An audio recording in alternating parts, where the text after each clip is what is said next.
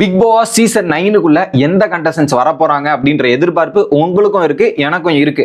அதுல குறிப்பா ஒரு 6 கண்டஸ்டன்ஸ் செலக்ட் ஆயிருக்காங்க அப்படின்ற தகவல் நமக்கு கிடைச்சிருக்கு. அதுல 6 பேர்ல வந்து பார்க்கும்போது கொஞ்சம் குவைட் இன்ட்ரெஸ்டிங்கான ஒரு கண்டஸ்டன்ஸ் தான் இருக்காங்க அப்படின்ற மாதிரி நம்ம ஃபீல் பண்ண முடியுது.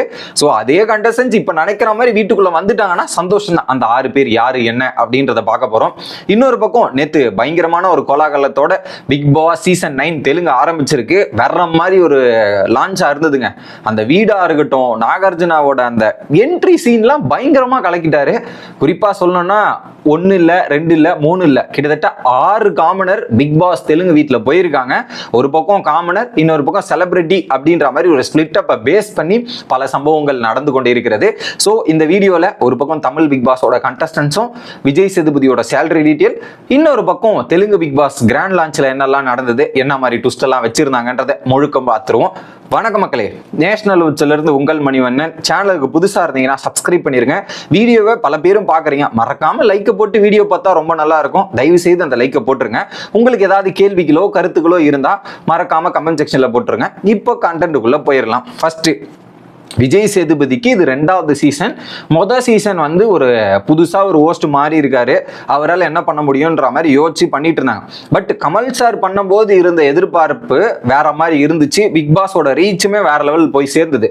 ஆனா விஜய் சேதுபதி வந்து பண்ணும்போது அந்த அளவுக்கு பெரிய ரீச் கிடைக்குதா, அந்த அளவுக்கு ரெஸ்பான்ஸ் கிடைக்குதான்னு கேட்டீங்கன்னா பெருசா அந்த அளவுக்கு ரெஸ்பான்ஸ் கமல் சார் பண்ணும்போது வேற மாதிரி இருந்துச்சுங்க. விஜய் சேதுபதி சார் பண்ணும்போது ஒரு பெரும்பாலான ஒரு கருத்து என்னன்னா, வீக்கெண்ட் ஷோவே வந்து ரிவ்யூ பண்ணிட்டு இருக்காரு. என்ன நடந்துச்சு, நீங்க சொல்லுங்க, நீங்க சொல்லுங்க, நீங்க சொல்லுங்க அப்படின்ற மாதிரி மாத்தி மாத்தி சொல்லுங்க சொல்லுங்கன்னு கேட்டுட்டு இருக்காரு தவிர்த்து அதை அழகா எடுத்துட்டு போக மாட்டாருன்ற ஒரு பிரச்சனைகள் இருக்கு. ஏன்னா பல பேருமே வீக்கெண்ட் எபிசோட்ல ஏதாவது பேசி கான்ட்ரவர்சியா இருக்கும், அதுக்கு என்ன சொல்யூஷன் கொடுக்குறாங்கன்னு யோசிக்கிறது பாக்குறது ஒரு விதம். ஆனா இதுல வந்து பார்த்து வீக்கெண்ட் ஷோவை வந்து ஏன்டா இவ்வளவு வளவளன்னு இழுத்துக்கிட்டு போறீங்கன்ற மாதிரி பல பேர் டென்ஷன் ஆகி டிவி ஆஃப் பண்ணது ஒரு விதம். அந்த கேட்டகரியில இந்த சீசன் வந்து 75 கோடி இந்த ஒரு சீசன் மட்டும் விஜய் சேதுபதி சார் வாங்கியிருக்காரு. 2வது சீசனே பட்ஜெட் கொஞ்சம் பெருசா ஏறி இருக்குல்ல. ஒரு பக்கம் தலைவன் தலைவி ஹிட் ஆயிடுச்சு, மகாராஜா ஹிட் ஆயிடுச்சுன்ற மாதிரி கொஞ்சம் கொஞ்சம் ஹிட் ஆகும்போது அவருடைய சேலரி ஏறத்தானே செய்யும். அந்த வகையில் இது ஏறி இருக்கு. ஸோ 75 கோடி வாங்கினதுக்கு பிக் பாஸ் சீசன் 9ல ஒரு தரமான சம்பவத்தை விஜய் சேதுபதி சார் பண்ணிட்டு போனா நல்லா இருக்கும். இல்ல ப்ரோமோல ஒண்ணு பார்த்தோமே, ஒண்ணுமே புரியல உலகத்துல அப்படின்ற மாதிரி நமக்கு ஆப்படிச்சிட்டு போறாங்க. நம்ம பாக்குறவங்களுக்கும் புரியாது, அவருக்கும் புரியாது. எல்லாரும் தலையை சுரிஞ்சுக்கிட்டு உட்கார்ந்துட்டு இருக்க நிலைமைக்கு போயிடக்கூடாது மக்களே. அந்த கேட்டகரி மட்டும் நடக்காம பார்த்துக்கணும். இது ஒரு பக்கம். அடுத்து, அந்த 6 பேர் ஷார்ட் லிஸ்ட் ஆனாங்கன்னு நான் சொன்னேன் இல்லையா, அதுல 2 பெண்கள், 1 ஸோ ஜனனி விஜய் டிவியோட சீரியல், அதுக்கப்புறம் ஜி தமிழ்ன்ற மாதிரி நிறைய சீரியல்ல நடிச்சிருக்காங்க.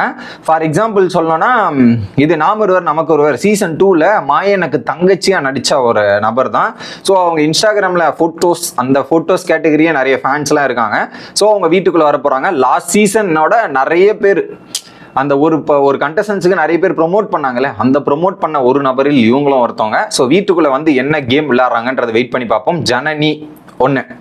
2வது பேர் வந்து சோசியல் மீடியாவோட இன்ஃப்ளூயன்சர் நிறைய பேர் இந்த சீசன்ல வருவாங்கன்றதை நம்ம ஆல்ரெடி சொல்லிட்டு இருந்தோம். ஜியோவோட மெர்ஜருக்கு அப்புறம் இந்த மாதிரி ஒரு கண்டென்ட் வைஸ் நல்லா ஃபோக்கஸ் பண்ணும், ஒரு நல்ல ரீச்சுக்கு எடுத்துட்டு போகணுன்ற மாதிரி திட்டமிடல் நடந்துட்டு இருக்கு இல்லையா. அந்த கேட்டகரியில அகமது மீரான். ஸோ சோசியல் மீடியால பயங்கர ஆக்டிவ், எல்லா கான்ட்ரவர்சில இருந்து எல்லா டாப்பிக்கும் எடுத்து பேசக்கூடிய நபர். வீட்டுக்குள்ள போனா பேசாமையா இருப்பாரு. அவரும் பயங்கரமான பேச்சு, வார்த்தை, அப்புறம் சம்பவங்கள் இதெல்லாம் கண்டிப்பா இருக்குது மக்களே. இவர் 2.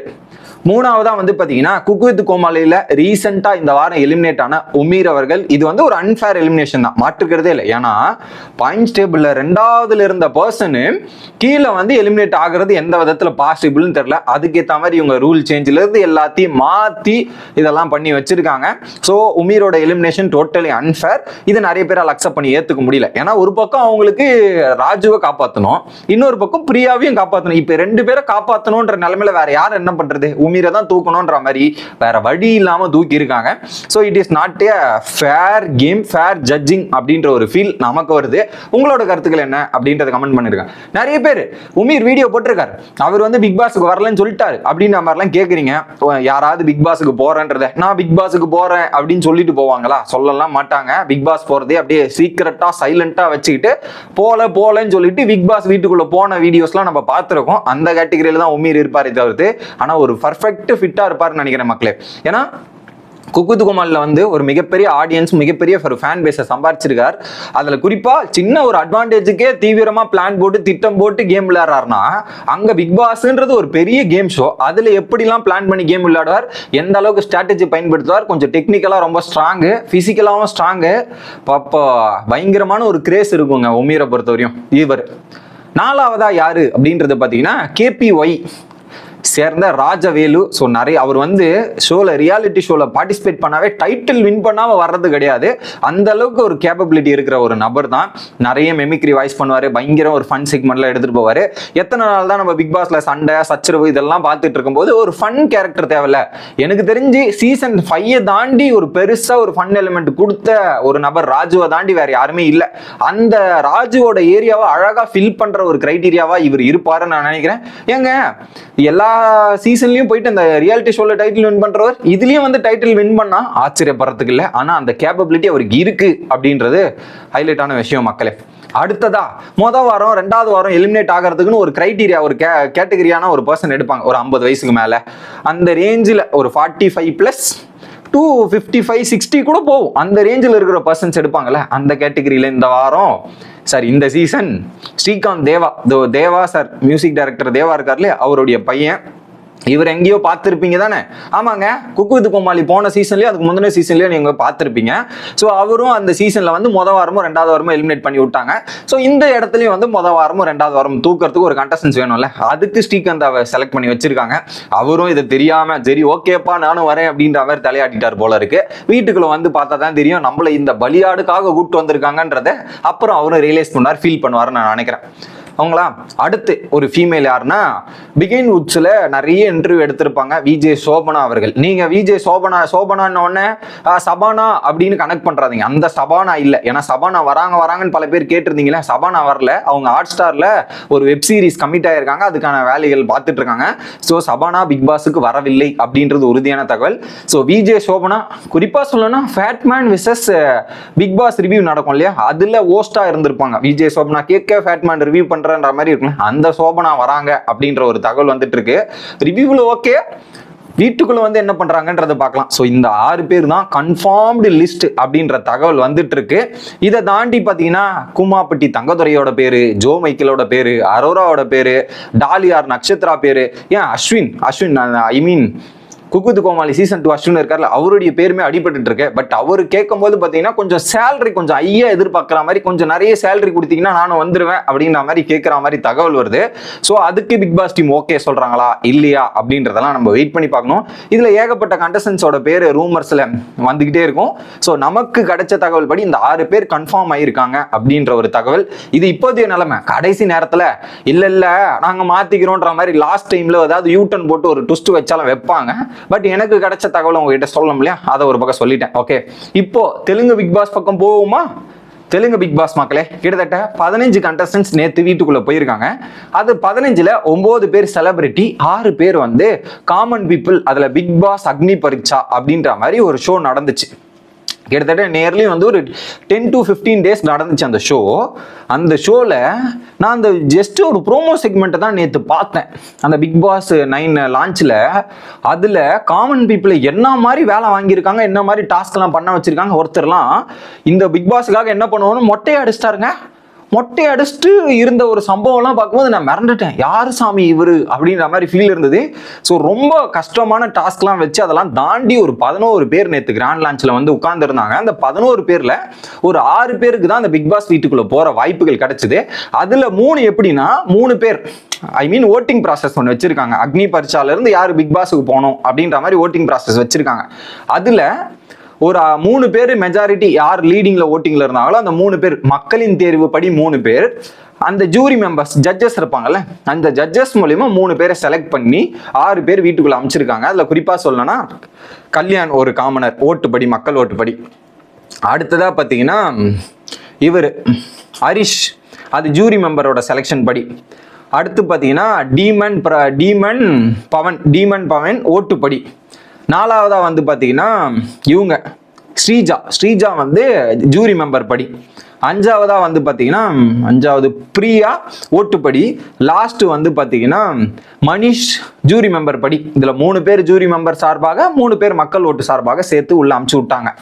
இதுல குறிப்பா ஒரு சம்பவம் நடந்ததுங்க. பிக் பாஸ் என்ன பண்ணியிருக்காரு, ஒரு கண்டஸ்டன்ஸ் நேற்று கிராண்ட் லான்ச்ல எப்படி பண்ணியிருந்தாங்கன்னா 2 செலிபிரிட்டி ஒரு காமனர், 2 செலிபிரிட்டி ஒரு காமனர் என்ட்ரி. ஃபர்ஸ்ட் ஒரு செலிபிரிட்டி போவாங்க, ரெண்டாவது ஒரு செலிபிரிட்டி போவாங்க, சென்டரா வந்து ஒரு காமனர் அமுச்சு விட்டு அந்த காமனர் போயிட்டு வீட்டில் அந்த 2 செலிபிரிட்டி இருக்காங்களே அவங்களுக்கு ஒரு டாஸ்க் கொடுக்க வச்சுறாங்க. ஃபார் எக்ஸாம்பிள், இப்போ 2 பேர் வந்திருக்காங்க, இந்த 2 பேர்ல வாரம் ஃபுல்லா ஒருத்தர் பாத்ரூம் கழுவணும், அதை யாரு நீ செலக்ட் பண்ணி சொல்லுப்பா அப்படின்ற ஒரு ஆப்ஷனை காமனர் கொடுத்துறாங்க. இந்த இடத்துல என்ன பண்றாங்கன்னா ஒரு சின்ன ஒரு ஃபைட், ஒரு கிளாஷ் உருவாக்குறது, அப்படியே கொளுத்தி போறதுன்னு அதை அழகா காமனர் வச்சு கொளுத்தி போடுற முயற்சிகள் பண்ணாங்க நேத்து, நல்லா இருந்துச்சு.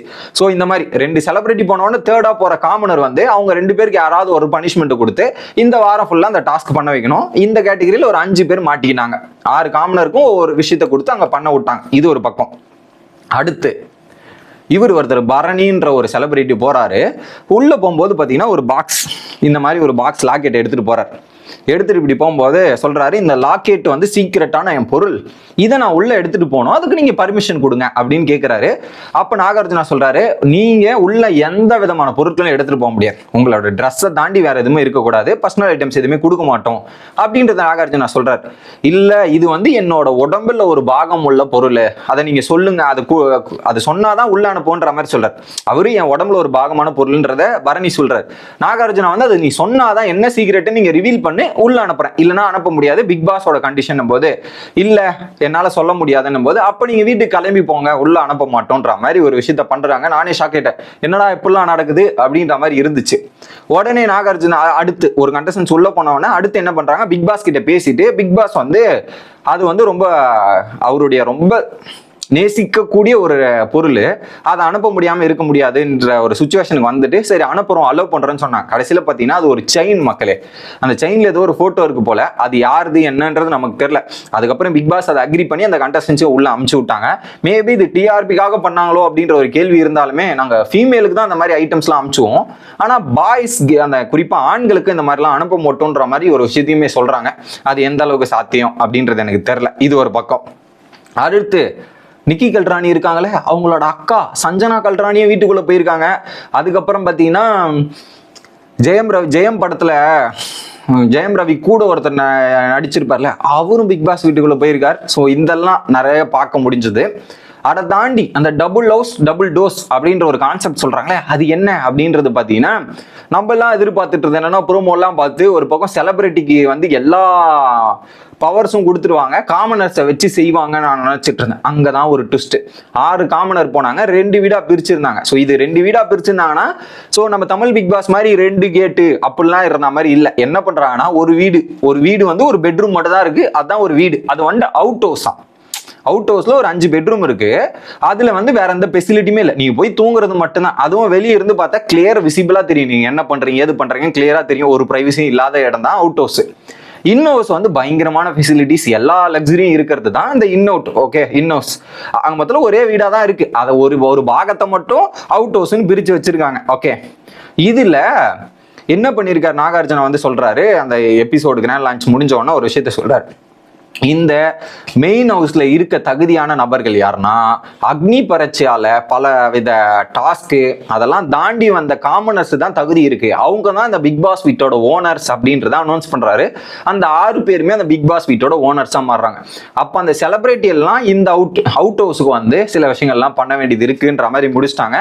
இப்போ முழு ஆளுமையும் காமனர்ஸ் பக்கம் இருக்கு. இப்போ காமனர்ஸ் ஏதாவது வச்சு செஞ்சா அந்த வச்சு செய்யும் போது ஒரு சில பாவமா இருக்காங்களே, ஃபீல் பண்றாங்க மாதிரி ஒரு சென்டிமெண்ட் வந்து செலிபிரிட்டி மேல வரும், ஒரு பார்வை வரதுக்கான இப்படி முயற்சிகள் பண்ணாங்களோ அப்படின்ற மாதிரி எனக்கு தோணுச்சு. பட் பார்க்கலாம், அவ்வளவு கஷ்டப்பட்டு டாஸ்க் விளையாடி வந்திருக்காங்க, அந்த வாய்ப்பு நீங்க ஒழுங்கா பயன்படுத்துறீங்களா இல்லையான்ற ஒரு டெஸ்ட் நாங்க வச்சிருக்கோம் அப்படின்ற மாதிரி காமனர்ஸ்க்கு வச்சிருக்கலாம். இது இன்ட்ரெஸ்டிங்கா இருக்கு. இன்னைக்கோட ப்ரோமோ எல்லாம் பார்க்கும்போது கூட அதுல ஏதோ வந்து ஒவ்வொருத்தருக்கும் ஒரு பேட்ச் கிரீன் கலரோ இது கலரோ கொடுத்து ஒரு சில விஷயங்கள்லாம் எக்ஸ்பிளைன் பண்ண சொல்றாங்க. நான் ப்ரோமோ செக்மெண்ட்ல பார்த்திருந்தேன். அதை தாண்டி பிக் பாஸ் வந்து சாப்பாடு பொருட்கள்லாம் கூட ஸ்டோர் ரூம்ல அனுப்புகின்ற மாதிரி ஒரு பெரிய பிரச்சனையை உருவாக்கி வச்சிருக்காரு. இதெல்லாம் இன்னைக்கு எபிசோடு பார்த்தாதான் எனக்கு தெரியும். ஸோ நீங்களும் நிறைய பேர் மலையாளம் பிக் பாஸோட ரிவ்யூ கேட்குறீங்க, தெலுங்கு பிக் பாஸோட ரிவ்யூ கேட்குறீங்க. நான் என்னதான் பண்றது, நான் இருக்கிறதே ஒரு ஆளு. நான் ஒரு பக்கம் மலையாளம் பார்த்துட்டு வீடியோ போறதுக்கே அது ஒரு 2 மணி நேரம் ஆகி, மலையாளம் எபிசோடு 1 மணி நேரம், வீடியோ பண்றதுக்கே கிட்டத்தட்ட அது ஒரு நியர்லி 1 hour ஆயிருது அதை போடுறதுக்கு. இப்போ நான் இதுலயும் தெலுங்கு பிக் பாஸ் பார்த்துட்டு திரும்ப ஒரு வீடியோ பண்ணா அது ஒரு 2 மணி நேரம், அது எங்க போய் முடிய போகுதுன்னு தெரியல. ஸோ 2 வீடியோ நான் போன முயற்சி பண்றேன். ஃபர்ஸ்ட் மலையாளம் ரெகுலரா வர டைமுக்கு வந்துடும், ஆனா தெலுங்கு ரெகுலர் டைமுக்கு வருமானு கேட்டீங்கன்னா வராது. மேபி அது எப்படி வேணும்னா மறுநாள் வரும். நான் பார்த்துட்டு மறுநாள் ரெக்கார்ட் பண்ணி போட முயற்சி பண்றேன். வேற வழி இல்லை மக்கள், ஏன்னா டைம் எனக்கும் வந்து இன்னும் ஒரு 2 வாரம் நான் ஒர்க்குக்கு போயிட்டு இருக்கேன். ஸோ அதையும் பார்க்க வேண்டியது இருக்கு. இதையும் மேனேஜ் பண்றதுக்காக எனக்கு டைம் அலோகேஷனே ஒரு பெரிய பிரச்சனையா இருக்கு. ஸோ அதுல இந்த 2 மணி நேரம் எங்க மேனேஜ் பண்ணி நான் போட முடியுமோ அதுக்கேற்ற மாதிரி மேனேஜ் பண்ணிட்டு, ஏன்னா 1 hour எபிசோட் பார்க்கணும், அதுல நிறைய டைலாக்ஸ் நமக்கு புரியணும் போது அதுவே வந்து 1.5 மணி நேரத்துக்கு மேல போயிடும். அதுக்கப்புறம் அதை ப்ராசஸ் பண்ணி வீடியோ போட்டு இது பண்றதுக்கே லேட் ஆகும். என்னால் முடிஞ்ச அளவுக்கு எந்த மறுநாளுக்குள்ள அந்த வீடியோ போட முயற்சி பண்றேன். ஸோ தொடர்ந்து நேஷனல் சேனலை சப்போர்ட் பண்ணுங்க. பிக் பாஸோட அனைத்து அப்டேட்ஸும் உங்களை வந்து சேரும். Bye guys.